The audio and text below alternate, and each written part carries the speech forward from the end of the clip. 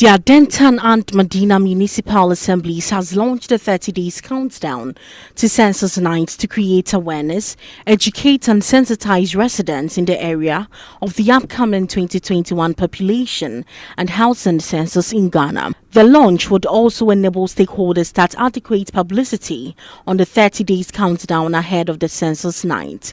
Speaking at the launch, the chief executive of the Adentan Municipal Assembly, Daniel Alexander Nino Iduma, urged residents of Adentan, Ghanaians and non-Ghanaians to participate in the upcoming census in order to achieve accurate data for nation building. He advised residents in the municipality to be mindful of the census night set for 27th of June 2021, adding because they would be counted according to where they spent the census night in the country. The census officer for Adentan, Ms. Evelyn Amma, said the team was ready to cover all areas in the district with all logistics put in place to ensure accurate figures after the exercise. MCs for Medina and Adenta, Honorable Jennifer Dede and Honorable Nino Iduma, emphasized on the need to be counted as citizens of the country and as such urged those stakeholders, Nananom Assembly members, pastors, imams to help sensitize the public to avail themselves to be counted, which would help bring development in the country. It's very important for everyone to remember the census night because you will be counted according to where you spent the census night in Ghana. It must be emphasized that you do not have to change your location or travel to your village or town to be enumerated. The census process requires the census officials to visit your place of residence and all structures to count and enumerate all persons who spend the census night in those structures, regardless of their residence status. Sustaining efforts to conduct the census within a year of the pandemic makes Ghana one of the few African countries that have endeavored to continue to conduct their censuses regularly since 1891. As a country, we are now all set to continue the national tradition of conducting successful censuses decennially with minimal interruptions. In view of this, census officials have been competitively recruited and are undergoing comprehensive and skillful training to prepare them for the exercise.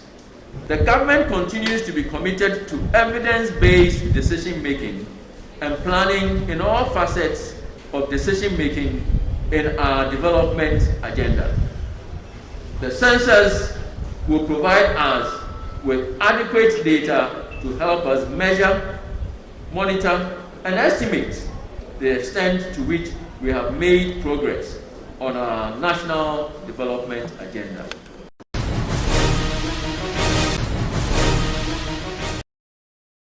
The President of the Republic, Nana Addo Dankwa Akufo-Addo, has stated that the introduction and implementation of the free senior high school policy has ensured that hundreds of thousands of young Ghanaian men and women who previously would have had their education truncated now have the opportunity to further their education. According to President Akufo-Addo, the introduction and acceptance of the free senior high school policy promoted by his government has expanded dramatically access to education, enabling hundreds of thousands of young men and women from all corners of our country to go to senior high school. The policy has reversed decades of exclusion, which denied on the average 100,000 young men and women annually entry to senior high school education because of the poverty of their parents. The President made this known over the weekend when the University of Cape Coast conferred an honorary Doctor of Philosophy in Educational Leadership degree on him at a ceremony at the campus of the university. Addressing the gathering, President Akufo-Addo added that the free senior high school policy has meant that Ghana can now begin to reap the fruit of the talents of its entire young people, as has been spectacularly demonstrated by the outstanding results of the first graduates of the policy in the most recent West African secondary school certificate examination. Of the 465 who obtained 8 A's in the exams, The Akufo-Addo graduates from Ghana, as they have become known, were responsible for 411 of them.